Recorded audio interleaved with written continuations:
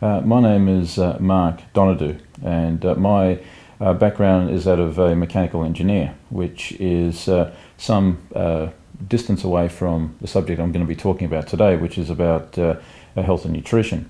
But I've had a passion for health for quite a while, and what really got me interested in learning about food and the effect that it has on the body is well, it really started many years ago when I had a lot of health challenges as a child, and I was in and out of hospital when I was very young, and my health wasn't great, even when I was in my early 20s. And the last time I was in hospital, I decided to have a rethink about my diet and lifestyle, and that got me reading and doing some research, and I've been on that path ever since. I came across a number of interesting documents and books that were talking about the effects of diet on different populations around the world. And one interesting bit of information that I came across was from a researcher by the name of Alexander Leaf, who published a document in National Geographic, and this was in 1973. And he looked at different populations around the world. And what he came across was that that there was a very big difference between people who lived one type of diet in terms of longevity versus people that were consuming another type of diet. And he was looking at people from pretty much all around the world. And what he found was that back in those days that there were three populations that had the highest longevity, according to his findings. One was the Hunzas in the mountainous areas of northern Pakistan. One was the Abkhazians in southern Georgia and Russia, and another was the Vilcambrians in Ecuador. And what was interesting with those was that 99% of the protein that they got was from plant-based sources. And I thought that was certainly very interesting. And he also went on to say that the populations that had the lowest longevity, interestingly enough, were populations like the Inuits or the Eskimos, which when he was looking at them had a longevity of between 30 and 40 years of age. And he also mentioned, I think it was the Maasai, which had a longevity of about 42 years of age. And those populations had, most of their diet was animal foods. I think in the case of the Eskimos, it was about 95% meat and fish. With the Maasai, they predominantly had cow's milk and cow's blood. And so I started looking at that. I also started looking at some information from Nathan Pritikin, who wrote the Pritikin Diet many years ago, which I don't think is probably the best book on health and nutrition, but it got me sort of looking at that subject. And one thing that I found with that was that Nathan Pritikin had a lot of challenges. He at the age of around about 40, he had leukemia, as well as having such bad clogged arteries and high cholesterol that the doctors literally gave him only days to live. And then he discovered a group called the Bantu in Africa, which were a totally vegetarian tribe, and they had no history of heart disease when explorers in South Africa actually came across them, and they were amazed, number one, that you could survive on a vegetarian diet, number one, and number two, that they had no history of heart disease in their population. And so Nathan Pritikin decided to try that diet, and he was able to reverse his heart disease, and he lived until nearly the age of 70. And just before he died, he actually said that he wanted his body autopsied and have them check his arteries, because none of the doctors would believe that it's possible to reverse heart disease, or that it's possible to unclog any arteries. And sure enough, when they did an autopsy on him, and I think it was published in the British Journal of Medicine in 1985, they found that his arteries were as clean as that of a teenager's. And so, all of this sort of got me sort of thinking that maybe the diet that I was on, which was a standard Western diet, with a lot of animal products, meat and fish and cheese and so forth, and a lot of processed foods as well, a lot of cakes and biscuits and chocolates and breakfast cereals and all sorts of things.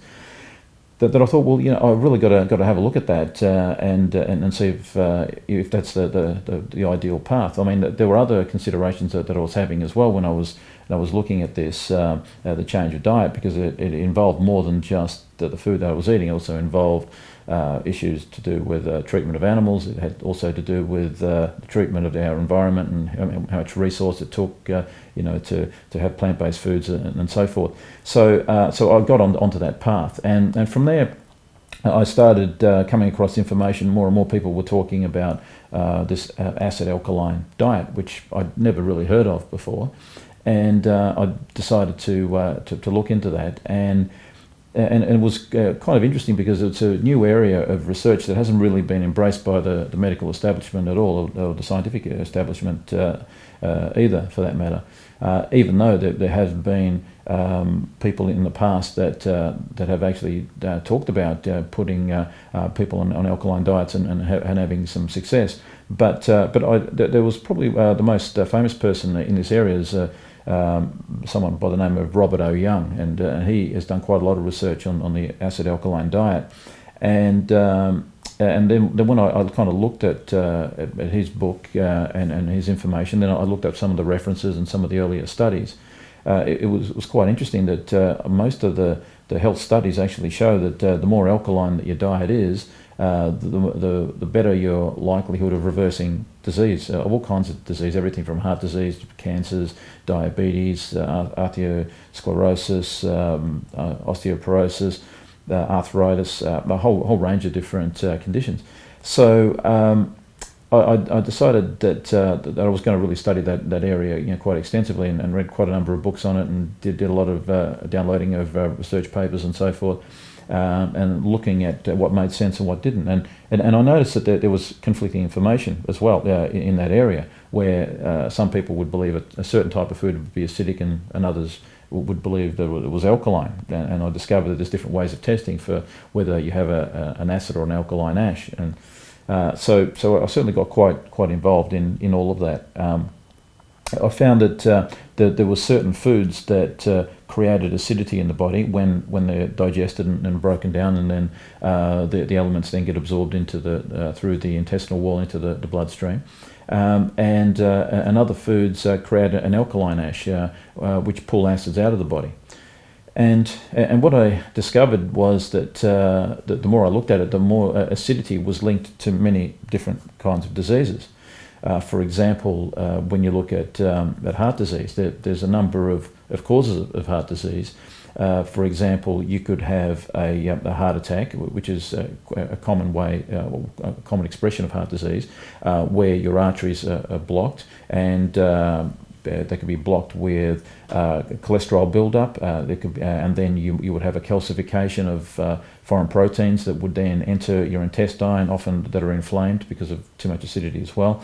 And as the body calcifies these proteins that normally wouldn't get through the intestinal wall, it creates like a clot, and then as this builds up further, it can break off, and it can then dislodge further upstream at a narrower part of the artery, or it can actually cause a blockage just there.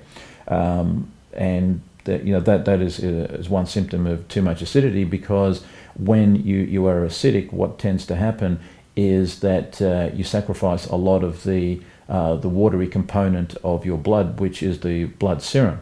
And the blood serum is a water and sodium type mixture, and that can be used to neutralize acids when the body becomes too acidic. And so when you sacrifice that, your blood becomes very viscous, and it becomes more like the consistency of honey rather than that, and have the fluidity of blood.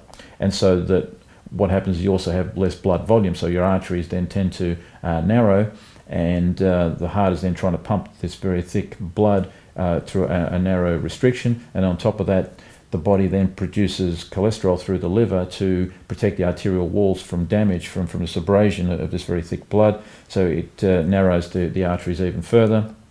And then on top of that, you have all of these particles in your blood that normally don't get there, because you're often, when you're in the acidic state, your intestines are also inflamed as well, and they become more porous.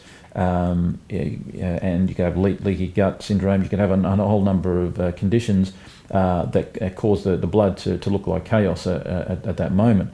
And And so that is certainly one way that the heart disease has manifested. They've even found that in some cases that you would find that animal fat has actually gone in, as well as hydrogenated oils, as well as rancid oils as well, that have actually gone through into the bloodstream and created like a mucus inside the blood, and they've gone through unfiltered because of these problems with the intestinal wall, and that has added to the problem and also caused blockages.